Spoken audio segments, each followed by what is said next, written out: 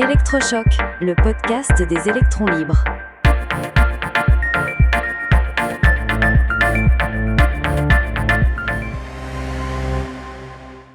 Scanner pédiatrique, pas d'affolement. Aujourd'hui, nous allons aborder le thème des scanners chez les enfants et des fameux rayons X.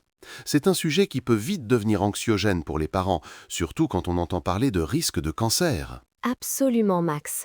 On a tous en tête cette image de l'enfant qui arrive aux urgences, fiévreux, et pour qui le scanner est l'examen qui va tout changer, qui va permettre de poser un diagnostic vital. Mais derrière le soulagement, il y a cette question: à quel prix? Quel est le coût invisible de ces rayons? C'est la question centrale. D'ailleurs, des études récentes, notamment une grande enquête nord-américaine, ont remis le sujet sur la table. On a pu lire des chiffres assez marquants, comme l'idée qu'un cancer pédiatrique sur 10 pourrait être lié aux radiations médicales. Ça fait peur, dit comme ça. Ça fait très peur, et c'est normal, mais il faut tout de suite mettre les choses en perspective. Cette étude, par exemple, a analysé des données sur une très longue période, de 1996 à 2016. Les scanners utilisés au début des années 2000 n'ont absolument plus rien à voir avec les machines d'aujourd'hui. C'est un peu comme comparer une voiture des années 90 avec une voiture de 2024 en termes de sécurité. C'est une excellente analogie. L'étude montre bien un lien. Plus la dose de rayons reçus est élevée, plus le risque de développer certains cancers, comme les leucémies, augmente. Mais les chiffres absolus sont importants à comprendre. On parle d'un excès de risque d'environ 0,4%. C'est un risque réel, mais il reste très faible. Exactement. Et il y a aussi ce qu'on appelle des biais statistiques. Les enfants qui passent de nombreux scanners sont souvent des enfants qui ont déjà des pathologies lourdes, des prédispositions qui peuvent elles-mêmes augmenter leur risque de développer un cancer. Il est donc très difficile de faire la part des choses et d'attribuer la cause uniquement au scanner. Pour que nos auditeurs se fassent une idée plus claire, il faut comparer ces doses à ce que nous recevons tous les jours. On est constamment exposé à une irradiation naturelle. Tout à fait.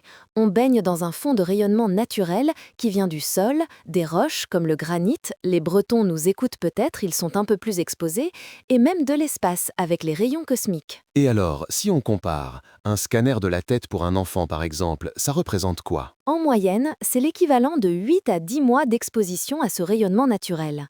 Un scanner de l'abdomen, c'est un peu plus, environ 3 ans. Ça peut paraître beaucoup, mais il faut se souvenir que cette exposition est ponctuelle et surtout qu'elle est justifiée par un bénéfice médical immense. C'est le point crucial. Le médecin ne prescrit pas un scanner pour le plaisir. C'est un arbitrage constant entre un risque théorique, très faible, et un bénéfice immédiat qui est de poser un diagnostic précis et parfois de sauver une vie. Et la bonne nouvelle, c'est que ce risque ne cesse de diminuer. La technologie a fait des bonds de géant. Ah oui, parle-nous de la révolution des basses doses. On est entré dans une nouvelle ère. Les machines modernes sont incroyablement plus performantes.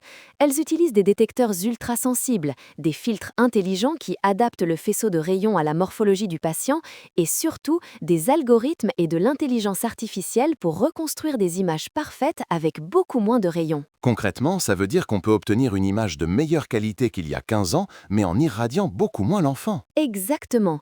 On parle de scanner à comptage photonique, une technologie de pointe qui peut réduire la dose jusqu'à 50%. C'est une avancée considérable. Le défi, bien sûr, c'est que tous les hôpitaux soient équipés de ce matériel récent. Ce qui pose la question de l'investissement dans le renouvellement du parc de machines. C'est un enjeu de santé publique pour que ces progrès technologiques profitent à tous les patients. Absolument. Mais le message pour les parents doit être rassurant.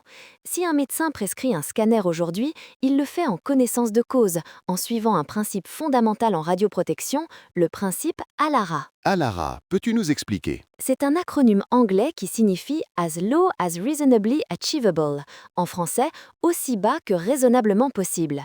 L'idée est de toujours utiliser la plus faible dose de rayon possible pour obtenir l'information diagnostique nécessaire.